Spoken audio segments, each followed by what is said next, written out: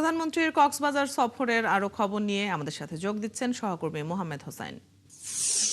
হোসেন, প্রধানমন্ত্রী এখন কোন কর্মসূচিতে যোগ দেবেন, এরপর তিনি কোথায় যাবেন, আর জনসভায় দলের নেতাকর্মীরা কি ধরনের বার্তা প্রত্যাশা করছেন বিএনপি চেয়ারম্যানের কাছ থেকে? অদিতি, দীর্ঘ ২২ বছর পর প্রধানমন্ত্রী তারেক রহমান কক্সবাজারে সফরে এলেন। তিনি দেশের প্রধানমন্ত্রী হয়ে প্রথমবার এলেন।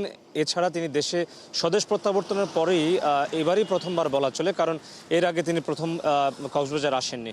ফলে এই সফরকে ঘিরে কিন্তু নেতাকর্মীদের মধ্যে ব্যাপক প্রত্যাশা রয়েছে এবং নেতাকর্মীদের সেই প্রত্যাশা অনুযায়ী কিন্তু প্রধানমন্ত্রী তারেক রহমান আশ্বস্ত করবার চেষ্টা করেছেন।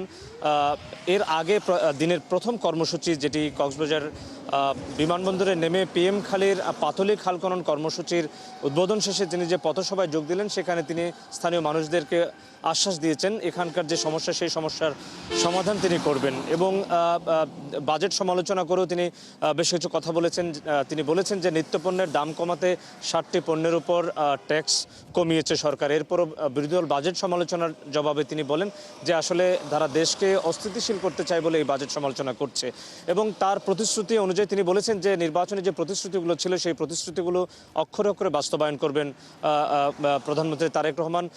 ইতিমধ্যেই সেই বাস্তবায়ন প্রক্রিয়া শুরু করার কথা তিনি জানিয়েছেন এবং আগামী ১ বছরের মধ্যে ৮ থেকে ১০ হাজার কৃষকের মাঝে কৃষি কার্ড এবং নারীদের স্বাবলম্বী করতে ফ্যামিলি কার্ড দেওয়ার প্রতিশ্রুতি তিনি জানিয়েছেন। এছাড়া তার যে নির্বাচনের প্রতিশ্রুতি ছিল ৫ বছরে ২০,০০০ কিলোমিটার খাল খনন, সেটি ৫ বছরের মধ্যেই সেই ২০,০০০ কিলোমিটার খাল খনন বাস্তবায়ন করবে তার সরকার।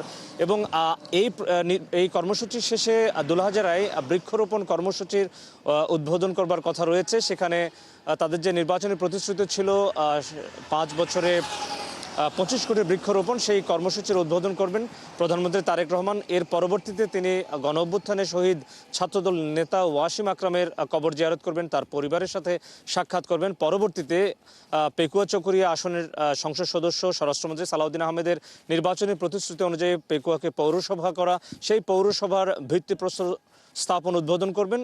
পরবর্তীতে চকরিয়া থেকে আলাদা করে মাতামুহুরী যে নতুন উপজেলা হলো, যেটির প্রজ্ঞাপন হয়েছে বেশ কিছুদিন আগে, সেটিরও ভিত্তিপ্রস্তর উদ্বোধন শেষে প্রধানমন্ত্রী তারেক রহমান স্বরাষ্ট্রমন্ত্রীর যে নতুন বাসভবন সেখানে তিনি কিছুক্ষণ বিশ্রাম করবেন। পরবর্তীতে বিকেলে জনসভায় যোগ দেবার কথা রয়েছে, যেটি চকরিয়ার পৌর বাস টার্মিনালে অনুষ্ঠিত হবে।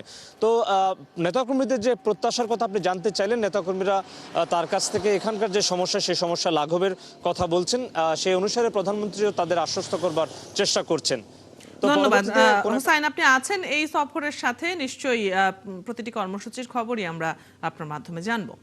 দর্শক, সহকর্মী মোহাম্মদ হোসাইন কক্সবাজার থেকে যুক্ত ছিলেন এতক্ষণ।